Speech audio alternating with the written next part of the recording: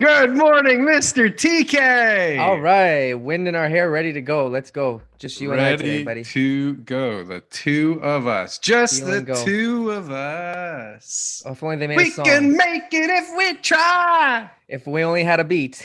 If we only had a voice. Well, Mr. TK, welcome to the show, the Toronto Real Estate Show, at least for now.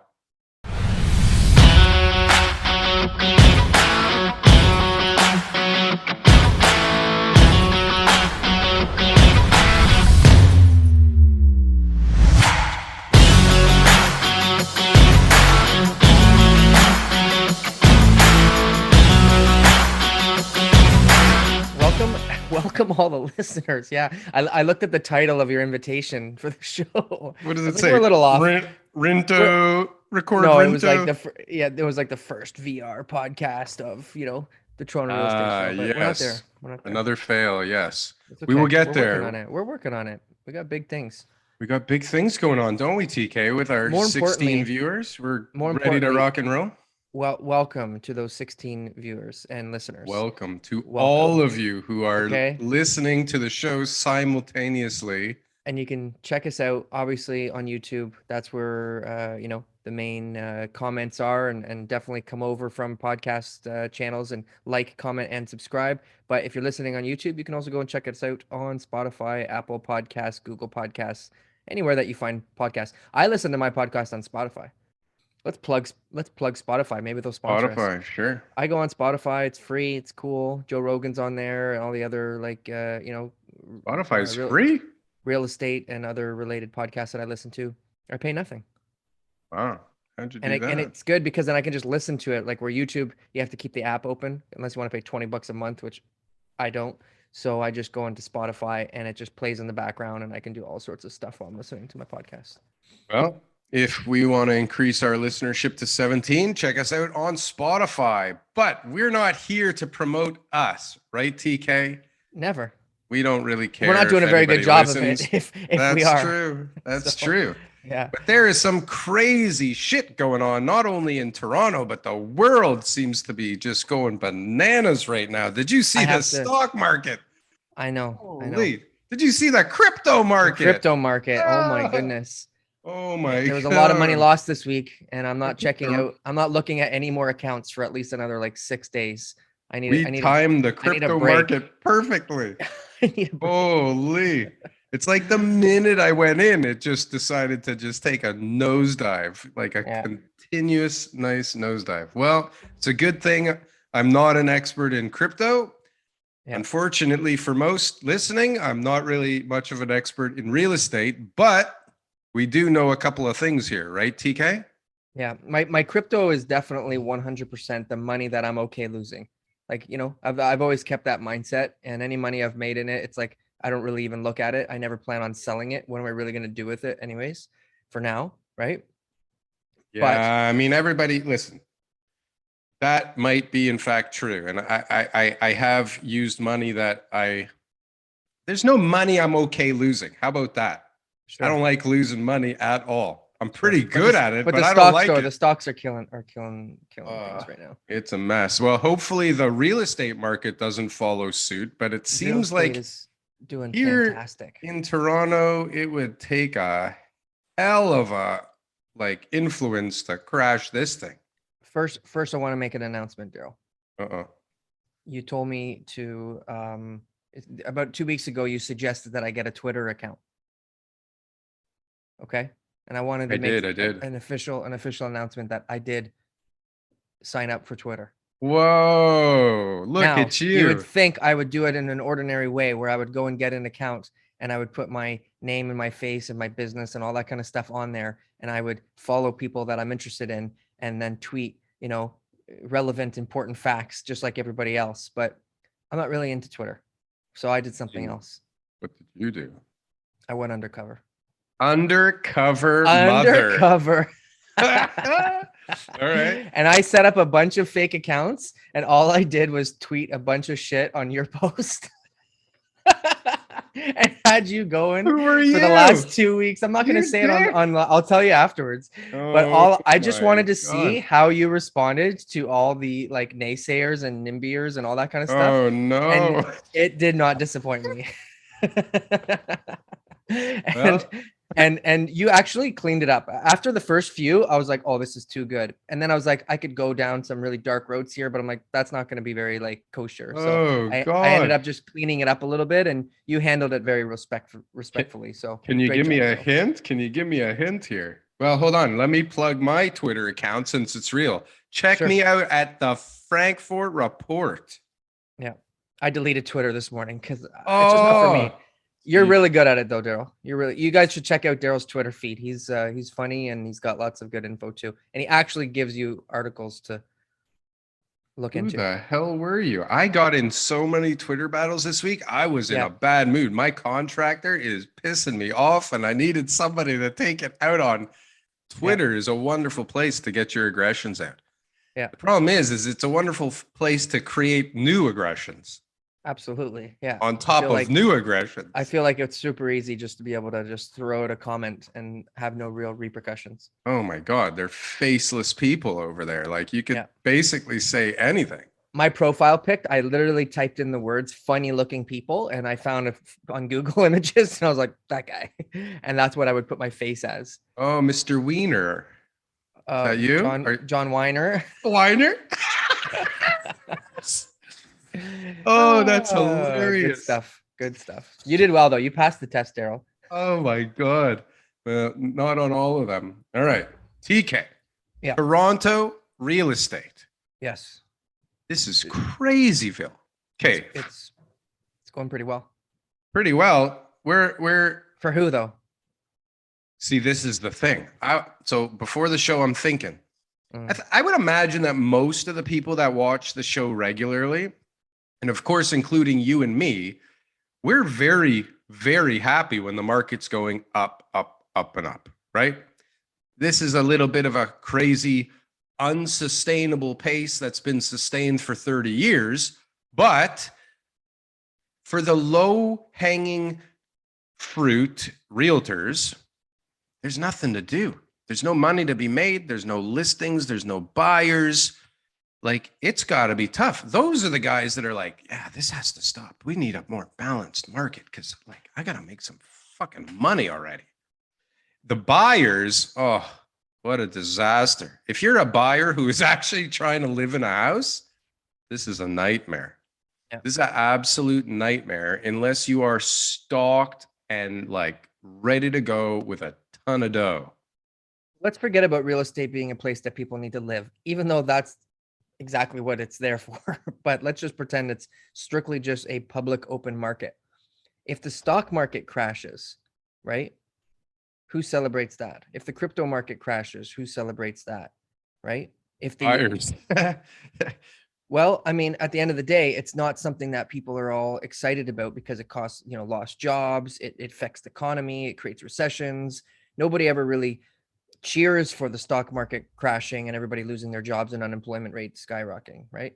So in real estate, it's the same thing, except you've got this other side of the coin, which is when that happens, there's so much prosperity in so many areas, from the economy to the real estate, housing related jobs, construction, all that kind of stuff, to people pulling money out to be able to get themselves debt free or, go on vacations, whatever they use that money for. But the other side of the coin is entry level buyers aren't able to get in.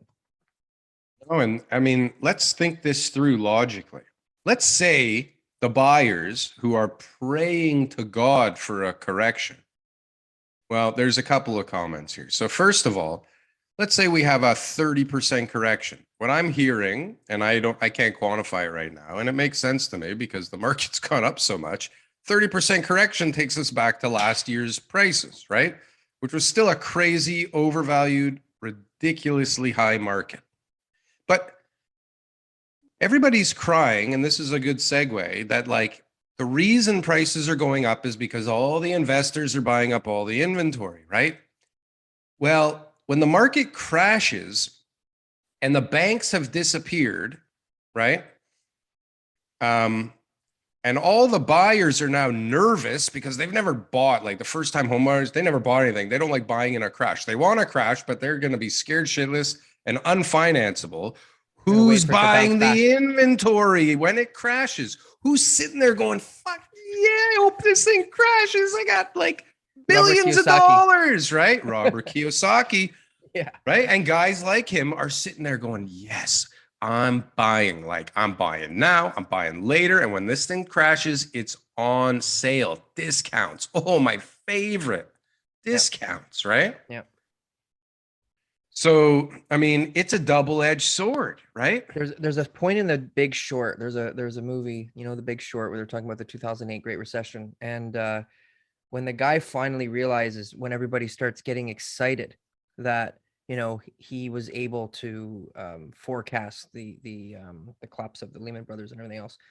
I remember the moment that he says to it, what wasn't a good feeling was the fact that when that crash happens, the poverty that's gonna come from it, the broken families, the homelessness, you know, the tragedies, basically, right? And that's what people don't understand, is like anybody cheering for a crash is only looking out for themselves. Like there's no like altruism or anything, that they're not trying to figure out how to help the rest of society, or they're really hoping that everything's going to work out, right? It's like, I just want to pay less money, even though all these other people are going to be hurt from it, right? So you have to look at it like that too. And that it would be devastating if something like that ever happened, which by all accounts, it ain't happening. Well, I can't see anything in the numbers that would make me think for 1 second that there is a chance at all that there's going to be a correction in Toronto. And let me just pull up my wonderful share screen here. Do you see the TREB numbers? Yeah. Or my calendar? Hang on. No, I see your TREB numbers. Okay, so look at this crazy number here. 6,086 active listings, 56% change from last year. Inventory is getting gobbled up. Well, and I don't think that like November and December are high inventory months to begin with in a normal period. I mean, I guess this is comparing to like actually, well, last year it was rip roaring at this time, wasn't it? There was a ton of inventory, but I think historically, like things. Remember the conversation actually you and I had about a year ago, where we were still trying to figure out if this was pent up demand or not. You and I, a year ago today, you and I were talking about pent up demand. We're like, is this really still pent up demand? Like, what's pent up demand? Like, what does that even mean? Are we still dealing with the people who didn't buy in March and April, and now they're buying November, December? Like, that doesn't make sense. So yeah, I mean, people are moving right now. I've got a ton of people who are looking to make a move for very legitimate reasons. They need give me a reason. Give me a legitimate reason. They want a larger home because their family's growing.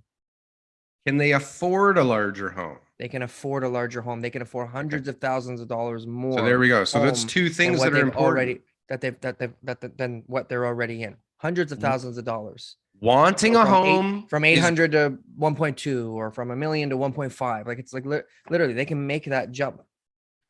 And they can make that jump at like a certain interest rate, right?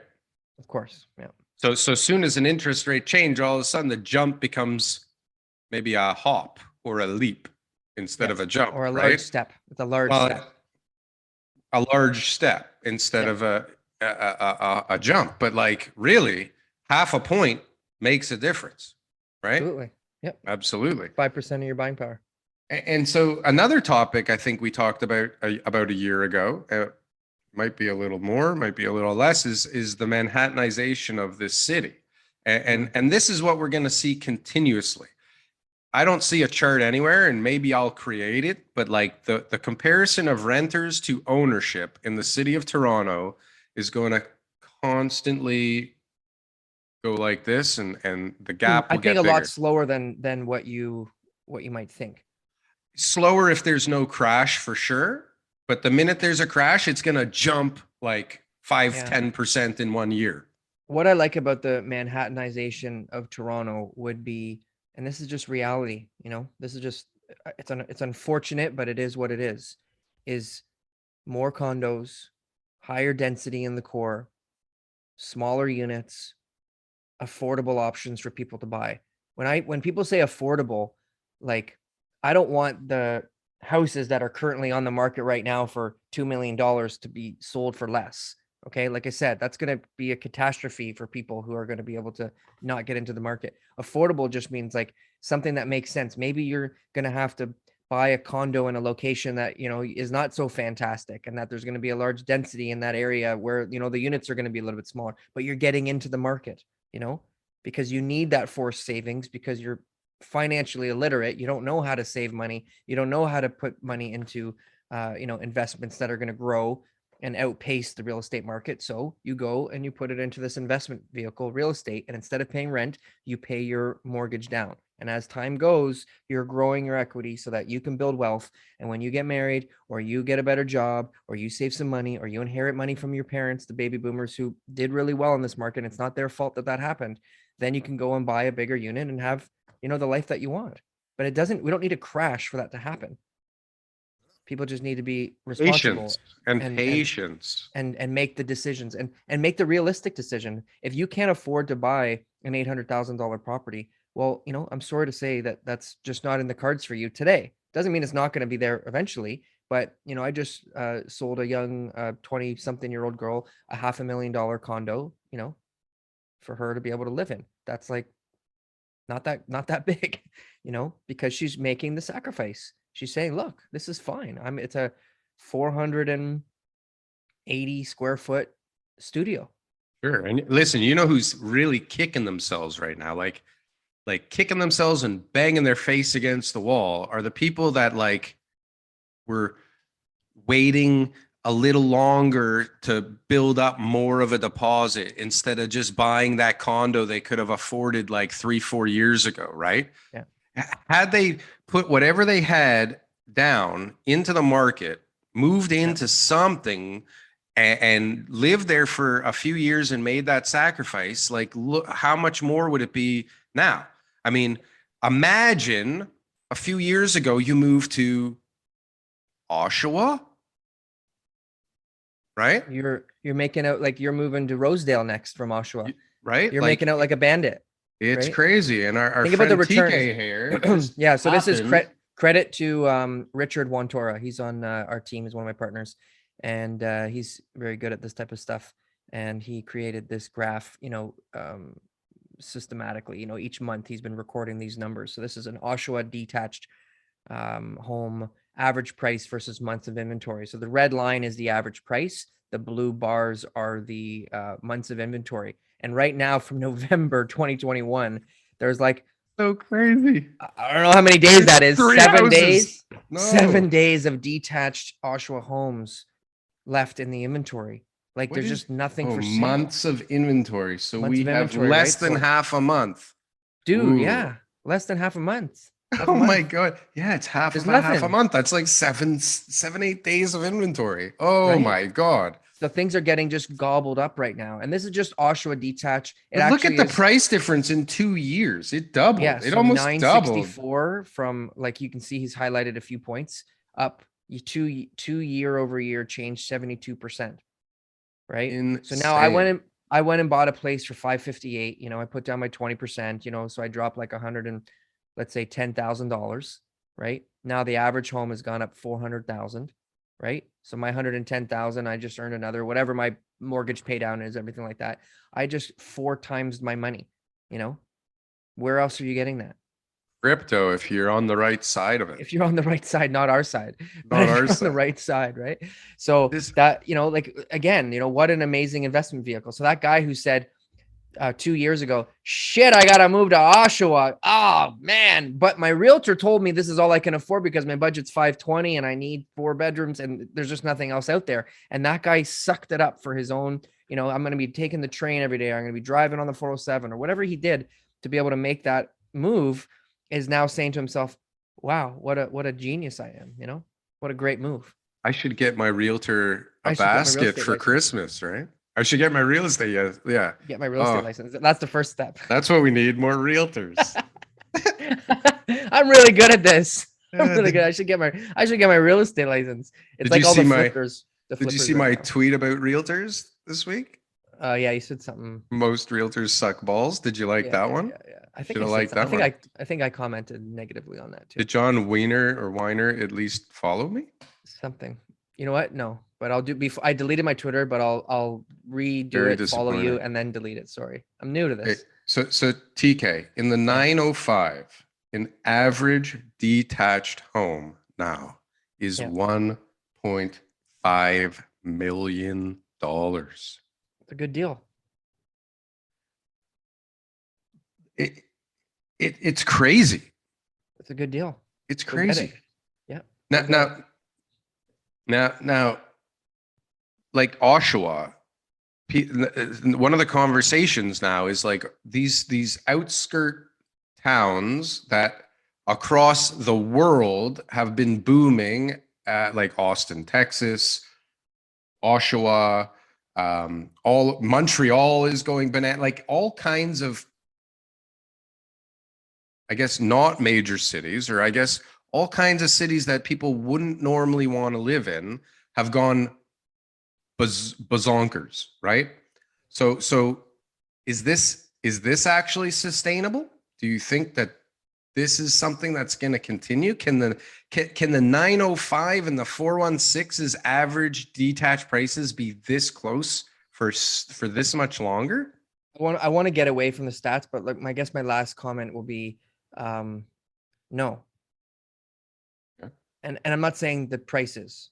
I'm saying the gap between the 416 and the 905. In February 2020, the gap average price was about $420,000 between February 2020, detached homes 905 416. In February 2021, it was down to like $200,000, right? So the gap closed, and now it's back up again, right? Mm. 350 or something like that. So the gap fluctuates. So the answer is no, it's not always going to be there. And it depends on number of sales, depends on who's buying, it depends on trends, it depends on what people are doing as far as, work from home and all that kind of stuff. And it will always be Toronto up in front, and that gap will always fluctuate. Well, it does seem that Toronto's numbers are heavily influenced by condominiums now as well. Like when you're looking at averages, and if you Yeah. look at the sales, like nothing increased in sales other than condos last month. Everything was negative. Oh, except Well, for I there's nothing to think buy. Nothing to semis buy. in Toronto's or townhouses. That's why people There's are moving to digital assets. You can't buy. There's so much capital out there, Darryl. There is so much money out there. It's ridiculous. People are ridiculous. reaching out in every single area of every investment that you can possibly think of. And they're saying, where can I put this money? And that's why maybe a lot of people left stocks and everything like that, because now bonds, treasuries, and things like that, more, stable securities are starting to have better rates. And people are saying, hey, I've got all this money. Let's see what we can do with it, right? But there's a ton of cash out there. Tons of I'm cash. in a lot of real estate investment groups. We got a good guest coming up this month, but just the amount of people willing to do private loans. Mhm. Right? People who are just like, look, I got money in an RSP. I got money in this. I got, this much available. This is the interest rate I'm looking for. And it's just a ton of people out there just throwing money around. Who needs money? Who needs money? You got a project? You got a project? I got a project. Someone ties up a property and gets it under contract. And there's just like a lineup of people saying, look, I'm in. You want a limited partner? I'm in. What can we do? We Right? talking about for like small residential like houses, or are you talking about for Multifamily, there's developments, there's international developments. People are doing different things in different parts yeah. of like the world, Caribbean, South America. It's a lot of Oh, money out there. a lot of Yeah. money out there, and there's some Yeah. crazy deals going on right now, like Like what? unbelievable stuff. Like what?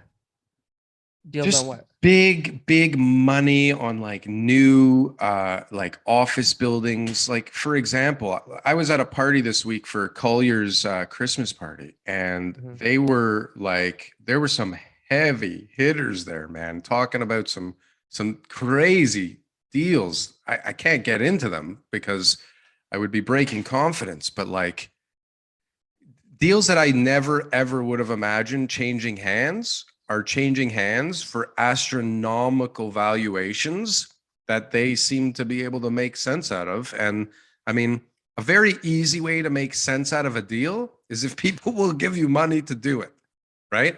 So if you can come up with an angle that people are willing to buy into, especially right now, it's not too difficult to find money. And there's a lot of dumb money out there right now. Yep. A lot of dumb money that just pulled out of the stock market, made a fortune by accident, just pulled out of crypto, made a fortune by accident. And they don't know what to do, especially now that everything else is crashing. Like, where else are people going to put their money now?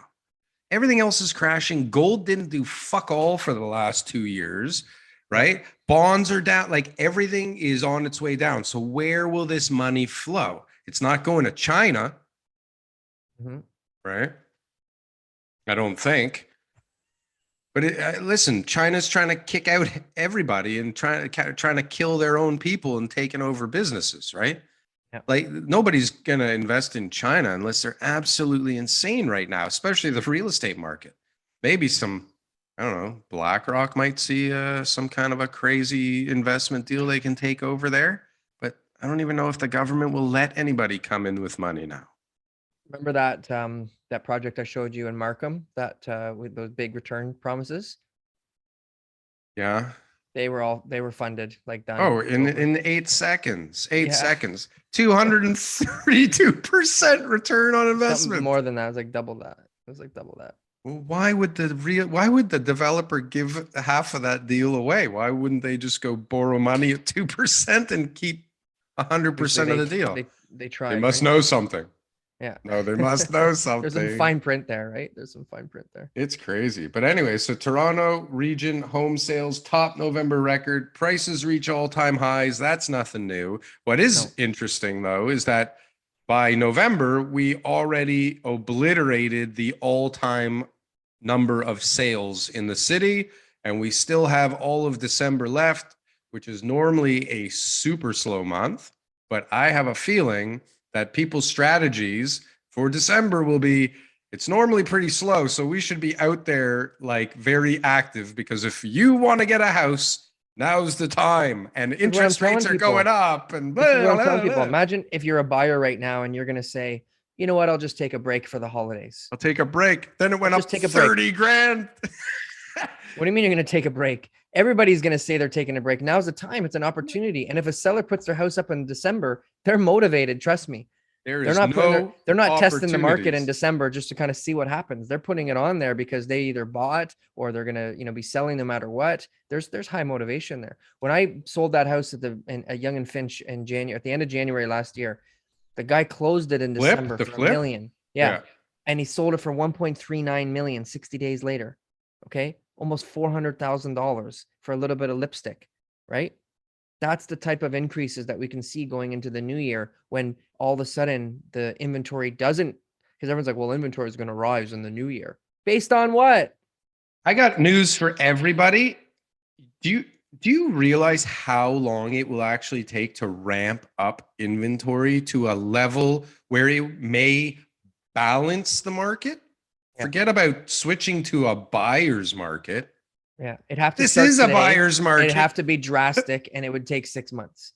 Something has to literally fall on the CN Tower from out of the from space, which from what I've been reading lately might actually be a possibility. I think it's already happened. Which is a little scary. Let's get into our new topics of the show, Darryl. What else? Do you have anything else to talk about? I have Let's go right into Zillow. Let's go into Zillow, because this is a good soft lead.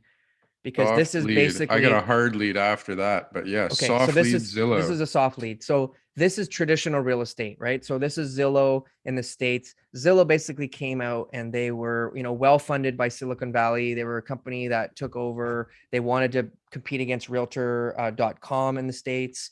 They started with, just like home listings and things like that. And then they ended up coming up with their iBuyer program, which other companies like Redfin, Red Door, Open Door, I don't know, all these other companies in the States have, but they were coming up with this Zestimate, which now we've got House Sigma's estimates, right? So the Zestimate would then have an algorithm look at all the information, come up with a valuation of somebody's home. So you could go online, figure out what your home is. And then Zillow was buying people's homes for that amount of money.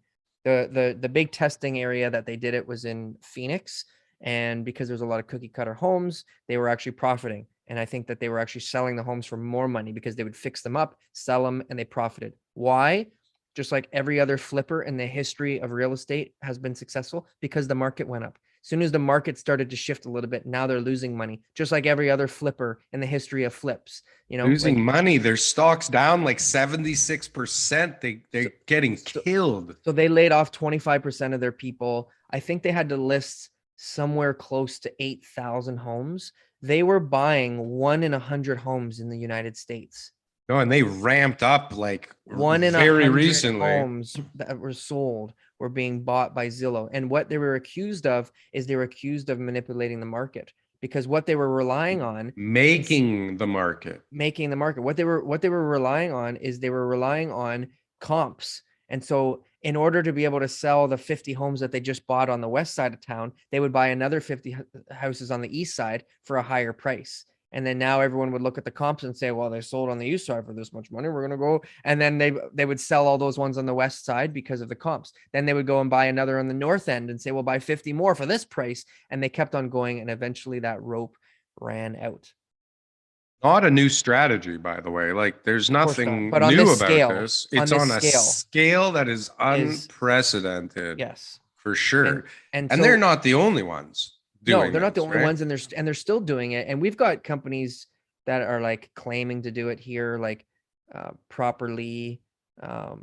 There's other like digital companies who say that they're going to do it, and then really aren't. The issue with doing it in Ontario is the land transfer tax and the closing costs. There's a lot of administration costs. In the States, it's not like that. For a few $100, you get a notary and you're closing the deal. You got like no closing costs, right?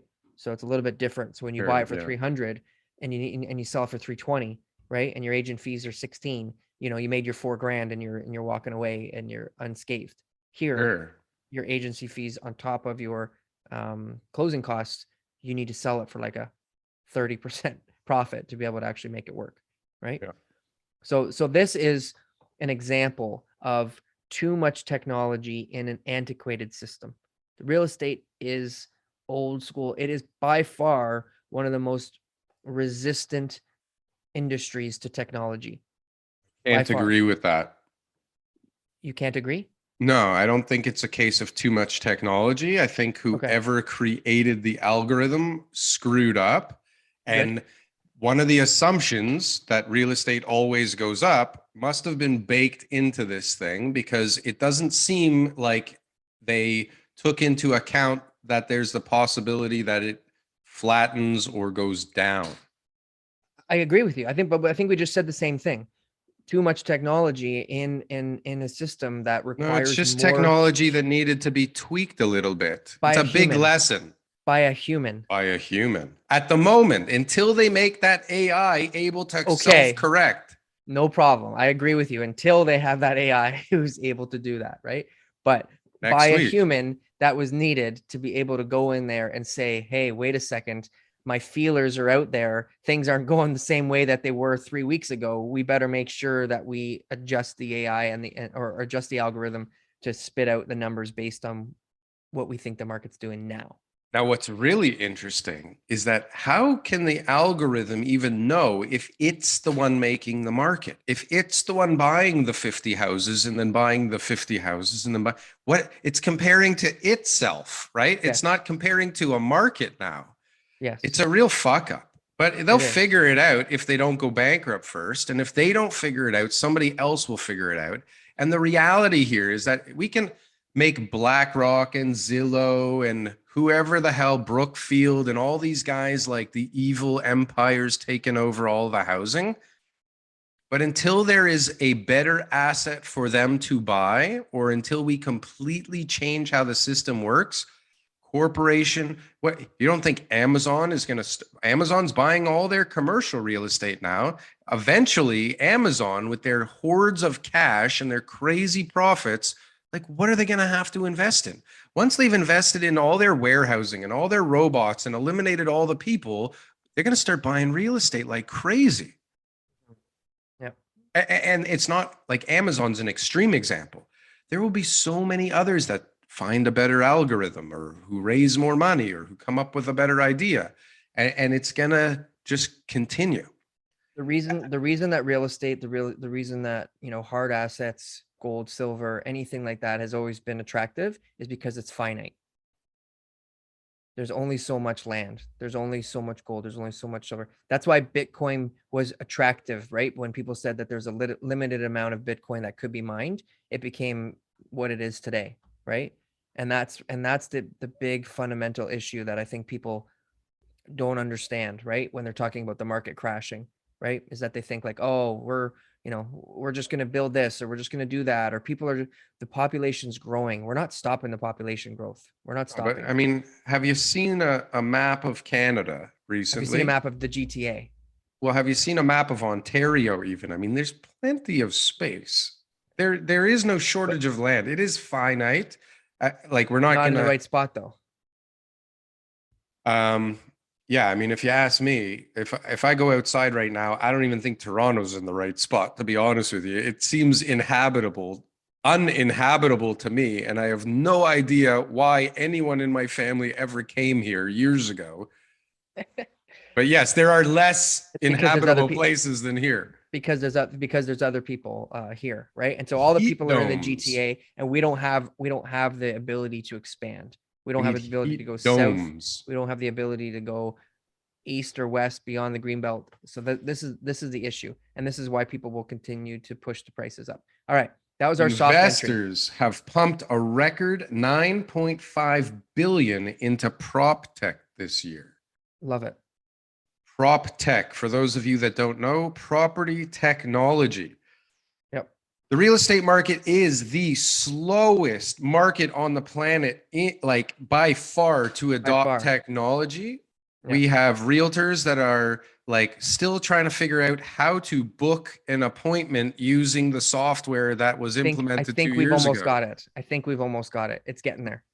Believe me, from my experience right now, when people like, if you deny somebody a showing on this thing, like they don't know what to do next. They don't know to just pick another time. They think it's like, oh, this house isn't for sale. These people are being crazy. I'm not going to this house. Mm-hmm. The realtors don't know to just press the button again for like an hour later. I can't even believe that they don't give you like 3 options. Like, here, we have people that want to come. Here's where or how about they put up options? Like, here's when you can come see the house. Pick one of these. Instead, it's just like, we want to come at 2:00. Well, nobody knows how to do it. I guarantee. Well, the listing agent should be setting that up on the broker-based system. They literally, brokers. I don't know if Get Leo team has this, but somebody needs like a technology expert on the teams that is constantly teaching all of the agents like the technology and how to use it. And like maybe somebody, we have Richard, the guy who did the chart. Beautiful. Showed the chart. Somebody needs to know all this stuff because nobody knows. 66 or 62,000 agents out there, most of which aren't even practicing real estate, or if they're practicing, you can tell they're practicing and that they have no idea what they're doing. But somebody needs to teach these people, right? Because it's going to get harder and harder and more and more. $9.5 billion pumped into prop tech. Why did $9.5 billion come into the real estate industry?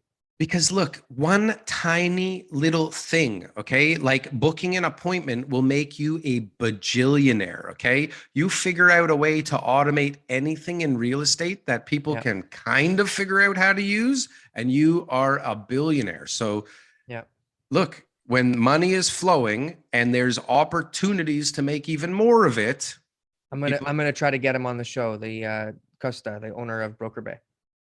Get Costa on, and maybe he can give everybody a lesson. I'm going to tell him how to improve his software.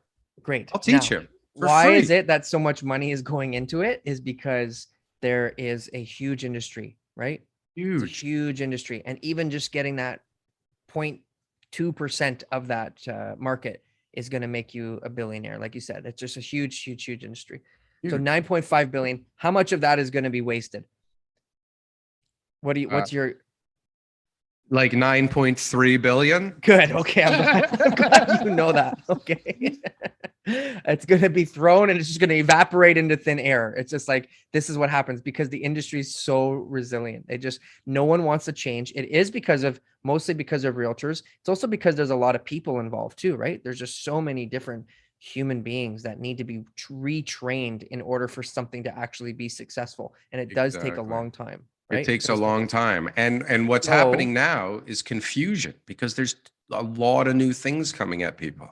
Yes. So you and I are advocates of digital transactions, smart contracts, NFT, real estate, all that stuff. I'm in, baby. I'm in. I'm ready to go. It's just I'm a realist, and I understand that this is gonna take forever if it ever happens. It's going to be adopted. There's going to be some serious success. There is going to be a ton of people who will be looking for this type of transaction, but for it to be the norm, not in my lifetime. Not in my lifetime. It's going to take a while, Darryl. Once people recognize how much money they will either save, which is making. Listen, everybody's come up with an idea on how to save money in a real estate transaction. And once that human being gets involved again and doesn't retweak the AI, things just fall apart. I'm telling you. Look, first, I think the very first thing is dinosaurs die out. The dinosaurs will die out, but there's still people with emotions and stuff. I think Treb is going in the right direction to at least get people familiar with what the blockchain is and people to familiarize themselves with what an NFT is so that they can understand, because the next most important step, and this is what I want to talk to you about today, and I'm hoping you have some really good ideas, because maybe this is something that I will venture down: smart contracts. Oh, I love them. They're the most important thing on the planet right now. But let's get into that in a minute. It makes no sense not to have smart contracts in the real estate industry. 100%. And I wish I knew somebody that was working on something like that, because that'd be super cool. Okay, so hold on. Before we get into that, I want to mention two things. Can I do that? Just two, though. That's it. Just two. And I don't know where I'll end up, but I want to mention two things. Okay. One, our good friend of our show, his Twitter handle is Mike in Space, did me a solid, man. Good. This guy, what a beautiful thing. He took the time out of his own day, which I'm sure is extremely busy and extraordinarily valuable. He took the time to make and mint my first NFT. And I'll tell you, it's not very exciting, the NFT, but he did it all for me.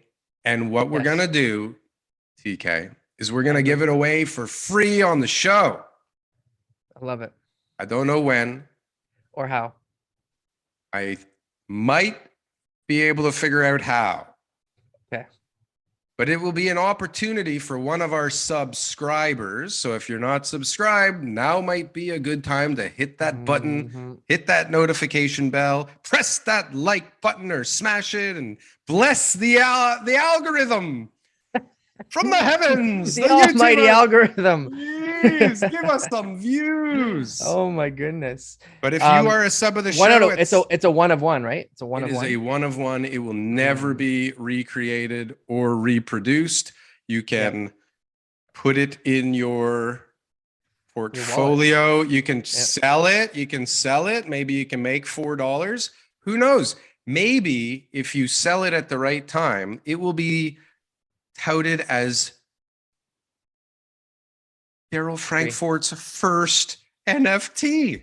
Like, there could be value there one day. Who knows?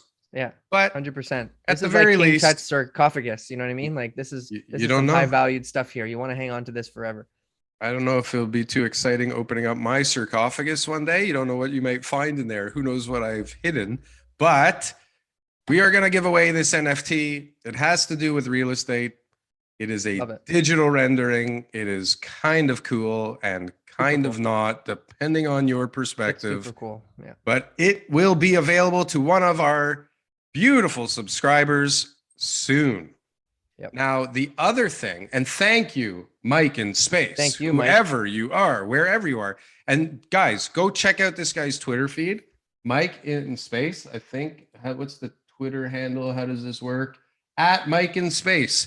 This guy, he's a NFT maker. I got to think this guy's a billionaire. He has something, Pepe the Frog? Pepe? Do you know Is Mike in Pepe? space not our friend Mike? I mean, I don't think so. Here, I'm gonna. Wouldn't it make sense that that would be also? It was a Mike and thought of Ryan? mine as well, I must say. Yeah. Here, I'm gonna share my screen momentarily so we can see. He's Like got Mike one and of these Mike in crypto space? punks, Mike in Yeah. space. He Yeah. is all about the NFTs, man. Look at this. Yeah. All about the Shout NFT. out to Mike in space. Thank you so much, my friend, Mike in space. Really appreciate that. Now, the other thing, are you ready for this? Yep. Maybe Get not. ready, everybody, because this is crazy. I don't know if you've seen the videos or you've read the articles about a humanoid robot made in the UK called Amica. Have you seen this, TK? The one Get that ready, folks. jumps and break dances. That one. No, this one is going to be watching your kids or building your house or cleaning your floors.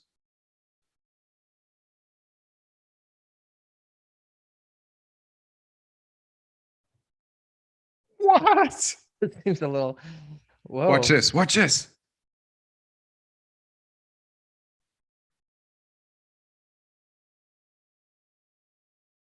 Super cool. Oh, Total cost $100,000. $47 million. 100,000 UK. What's that? 150 grand US? Look how real these expressions are. I'm going to eat your children. Yes, I will kill you. Yeah, I love it. Good job. Is that creepy and amazing all at the same time? Yeah. Which would you vote for? Creepy or amazing? I'm a little creeped out and you know what? quite amazed. You know what movie I just watched? I just watched the new Tom Hanks movie called. Oh, how was that? I want to see that. What is that one called? I don't know. Hank? Buddy? Somebody? No, I can't remember. I think it was Hank. My buddy? His name's Tom Hanks. I don't think it was Hank. Shit. I know what you're talking about. Yeah. So the operatives, like the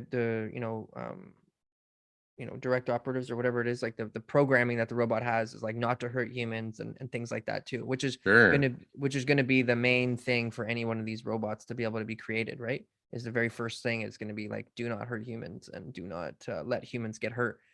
And as long as that happens, I think the robots are great. I definitely think that there's robotic features of construction that is necessary. I think that the Roomba cleaning my house is by far, necessary. Shout out to Mr. TK, bought us our first robot, our Roomba. We named it in dedication to you. Yes. After your son, by accident. Yeah. Connor. I realized and spelt it the same way. But either so way, we have Connor running around our house. Connor does his work. He does his job. I know. You just set it and forget it, and it does. This is the thing to do. Yeah. And this is the thing. If you can figure out with anything how to eliminate the mundane tasks of human beings, you will make $1 billion. Yes.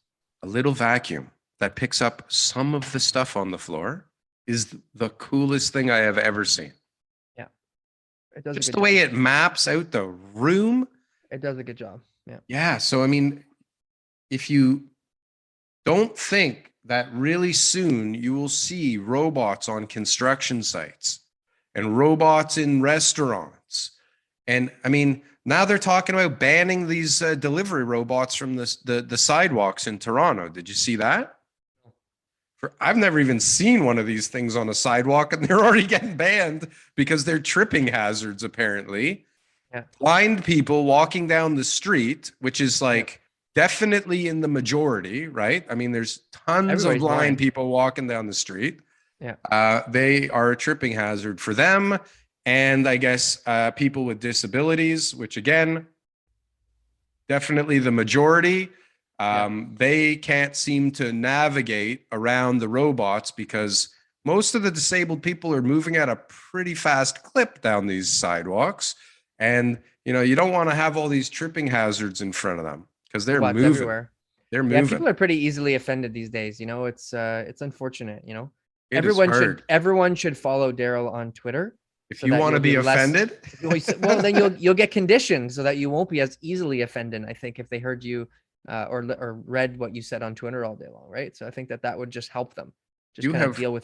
deal with their own reality, which is How being am I human. gonna know if people are real that I'm talking to now and that it's not you? Like every I'm tweet done. that comes to me, I'm gonna be like, I TK, deleted. I is deleted that it. you? I'm out. I fessed up. I'm done. That's it. I just wanted to give you that information.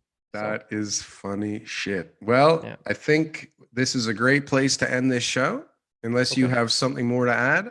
Well, the smart contracts. Oh, right. I But I don't jumped know in with if two things and we didn't get back to this. This is the most important thing going on in the world right now, I think so TK. too. I almost feel like we should talk about it more in depth, but maybe we're trying to get Let's somebody on the show who's an expert in this. So let's just talk about it briefly now, but we're definitely going to explore this because this is huge. And the reason why I'm saying that this is the first most fundamental part of being able to get into the metaverse itself. The metaverse is not necessarily like VR and AR and all these type of things. It just has to do with the use of technology to and intertwine the real world and the digital world all together. This is what it is. And We're for in us it to be, now. we're already in it. And while we're doing the a standard real estate transaction, the fact that you've got agents in charge of the timelines of their conditions, the confirmation of deposits, the confirmation of identities. There is so many loose ends in real estate transactions. Like it's mind boggling that when I look at how paperwork is done and how things are done, that there's not more lawsuits in real estate. Like it's almost like every deal there should be some sort of contention on what's actually the deal that's been had, and the Sure. smart And contracts will solve that problem. yeah, they're gonna solve a lot of the problems. Identification, What financing contingencies. why are we paying a lawyer all the time to make the same contract over and over and over again? Yeah, title transfer is difficult right now. It's going to be very difficult because the way that the land registry works is antiquated itself, right? So that's why right now when they're selling real estate, they're putting it into a corporate name, and then the NFT is actually just the ownership of that corporation. So you're not buying the real estate into the land registry per se. What you're buying is on through NFTs is you're buying the ownership and shares of the corporation that owns the real estate. So that's going to take a long time too to be able to get real estate transacting the way that we want it to. But the smart contract is something that can be done right away. Being done on a very small scale right now in Yeah, real estate, but it's being done with all kinds of it's things. being done privately. It's being done privately. So it's being done through companies who are specialists. What I'm talking about is a widely accepted format that agents would be required. What a way to clean up the industry. What a way Oh to be my able to God. get us back in control and having the public served in a way that they should be, which is, their needs being cared for and having an expert in the field being actually there to walk them through the process and not just some, schmuck who's trying to make a commission. Like that's the way to do it. Reduce costs and Everything. time. Time, You can security. literally, yeah, you look, for those of you that don't know what a smart contract is, it's basically a crypto token that you can purchase that has all of the information that somebody needs built into it.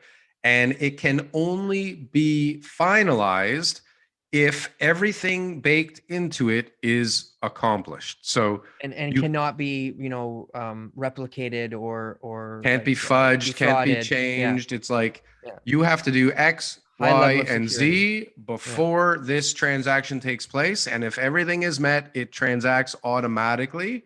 yeah, And everybody knows what they're getting into because it's extraordinarily clear and yeah. extraordinarily precise, No right? discrepancies. Deposits are managed, properly. Closings are managed properly.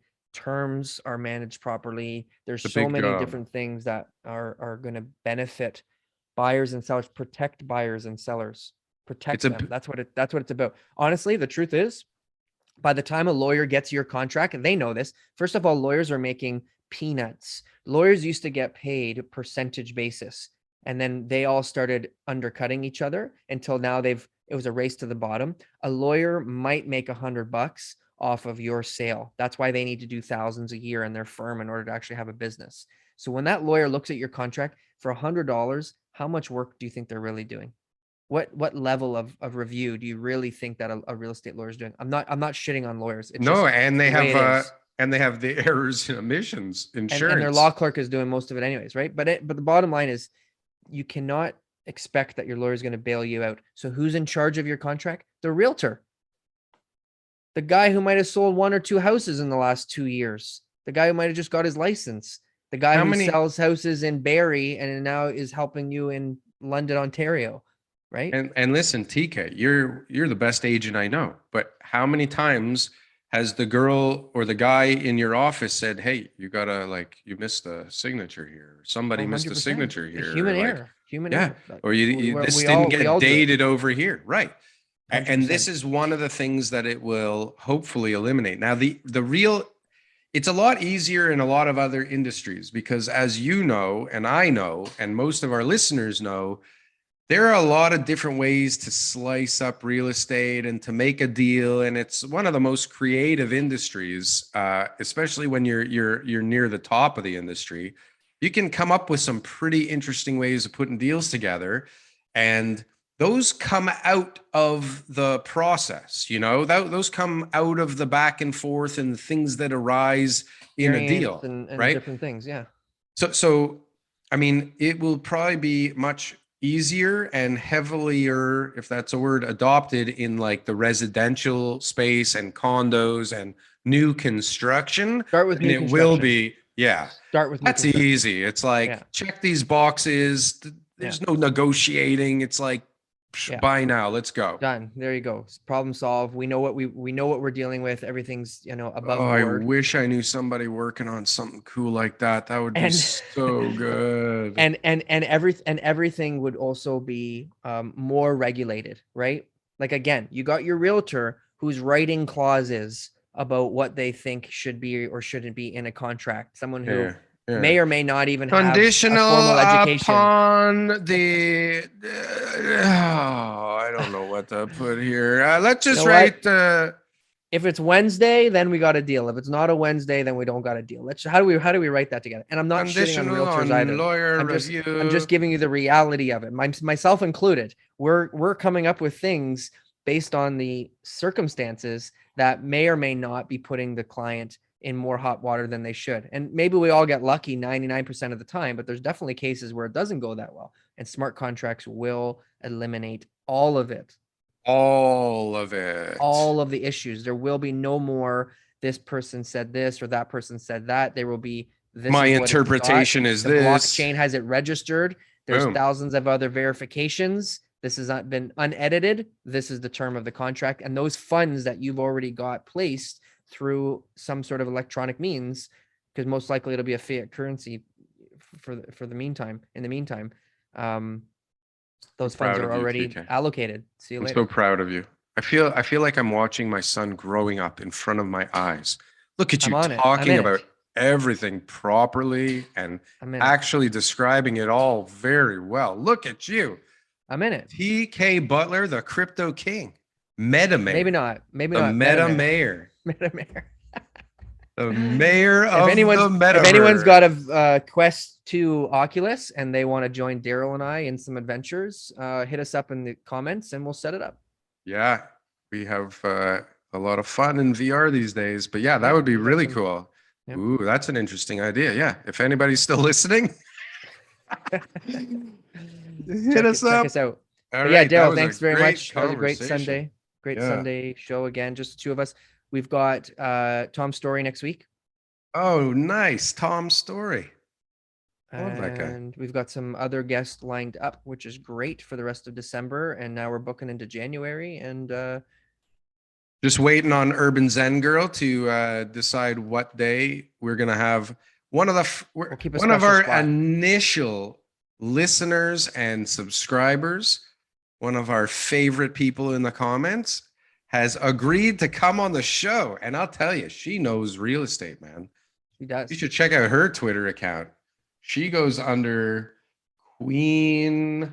I forget what it is. Hold on one sec. She's all Justice_Queen. Man, and she knows everything. She is all over Toronto real estate. She really should have the show called Toronto Real Estate Show. And as of right now, this show is called the Toronto Real Estate Show. As of right now. Yes. So get ready for a surprise. That would be a good guest to have. That would be a great guest. Well, you enjoy your Sunday. I will do my darndest. You enjoy your Sunday.